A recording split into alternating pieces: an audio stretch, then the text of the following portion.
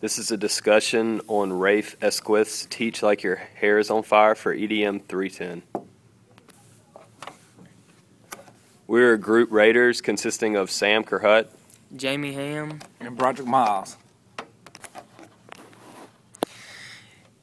In the prologue of Rafe Esquith's Teach Like Your Hair is on Fire, what does he claim are his intentions to writing this book? Esquith admits that he does not know all the answers. He says that he feels like he does not reach as many students as he is successful with.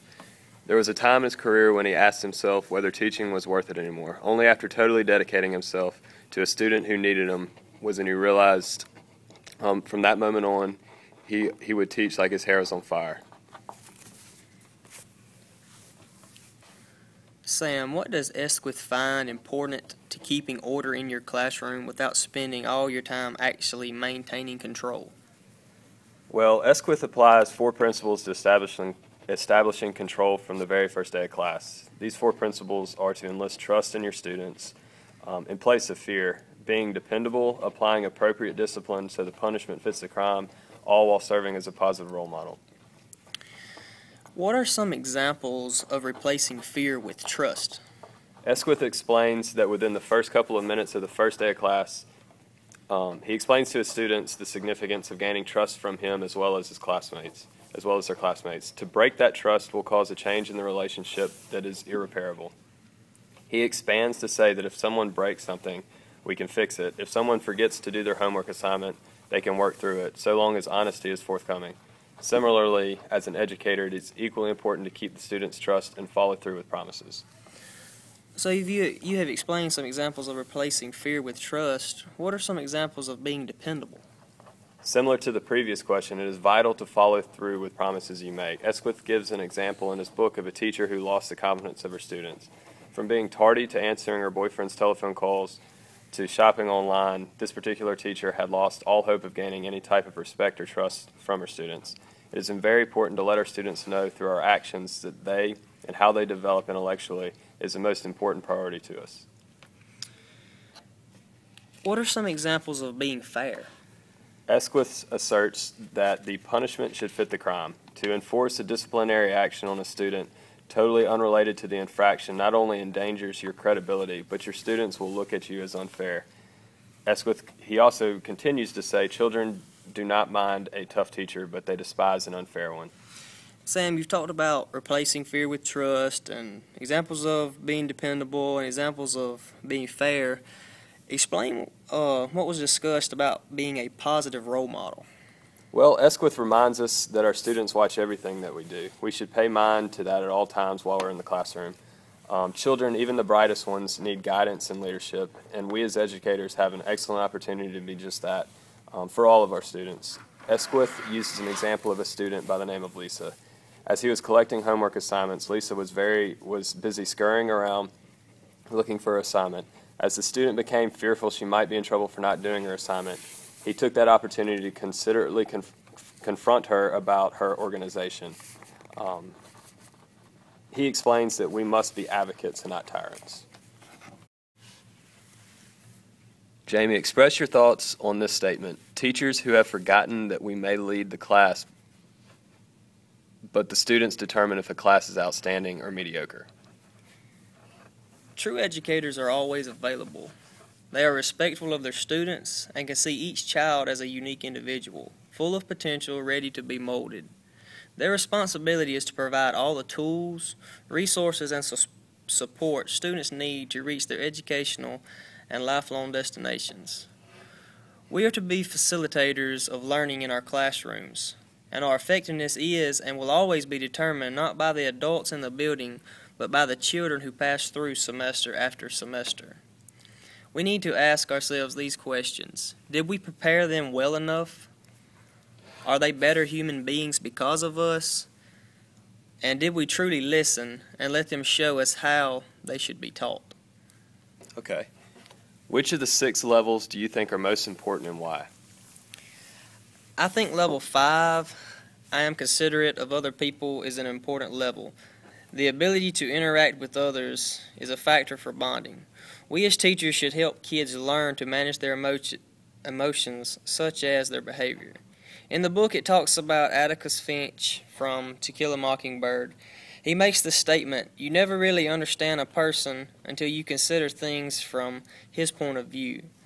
I completely agree with this statement because being considerate of other people is not an easy task. It is hard to listen to some people because of the way they portray things and their attitude.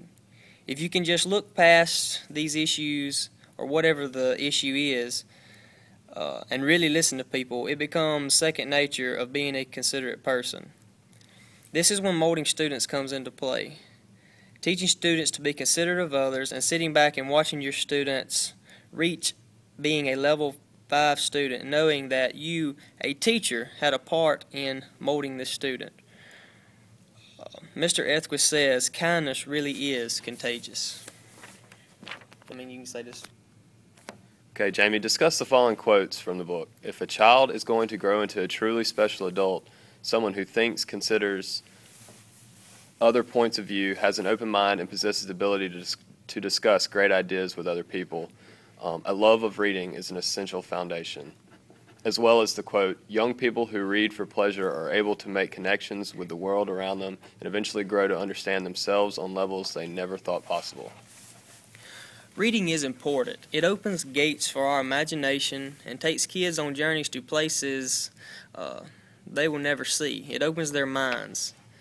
They can get excited about the connections they make with the text and the experiences of characters.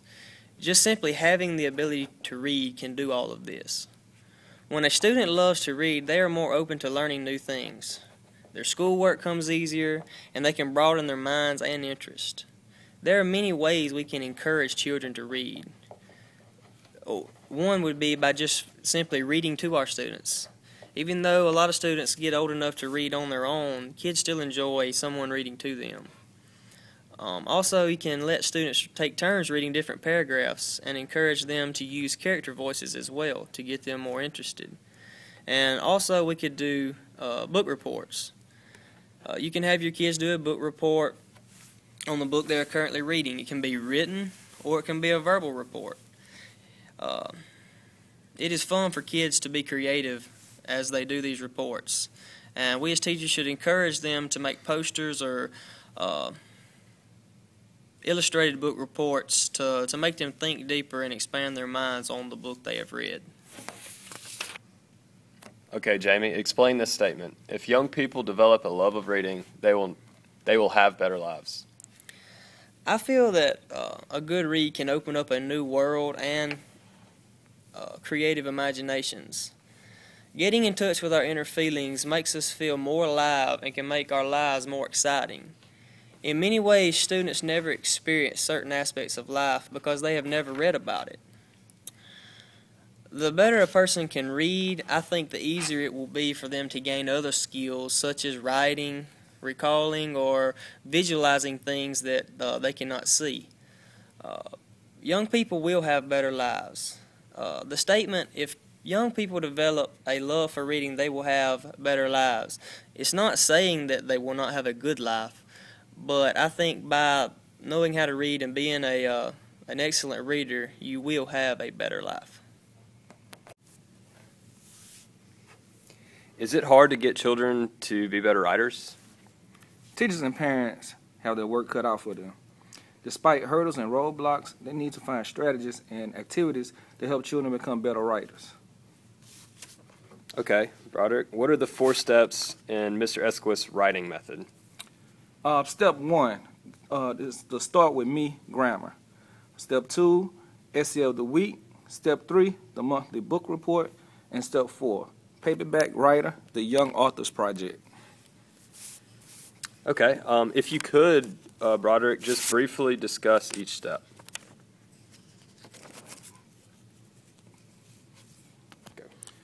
Each morning begins with a grammar exercise. A grammar assignment is already on the board and worksheets are on their desk. Perhaps the students are asked to identify proper nouns or to choose the correct verb tense for a sentence. Before attendance is taken, before homework is collected, before the students have a chance to even consider being distracted, they are working on grammar. Step 2, essay of the week. Every Friday, students are assigned the essay of the week. The short essays, usually about a page long, run the gamut from serious to silly. Step 3, monthly book reports. Monthly book reports, like the essay of the week, are an effective way to help students learn time management while simultaneously improving their writing skills. Step 4, paperback. Step 4, Paperback Writer, the Young Authors Project. Basically, each student is given a year to write a book. The important thing is to be flexible and to use what you have learned as you go forward. In conclusion, teaching is thankless, and it doesn't get easier. When you glance at your mental ledger, the red ink completely dominates the black. For every reason to believe, for every child you may help, there are dozens who make you want to give up. Most of the kids who walk into our classrooms do not even begin to comprehend how education can help them improve their lives.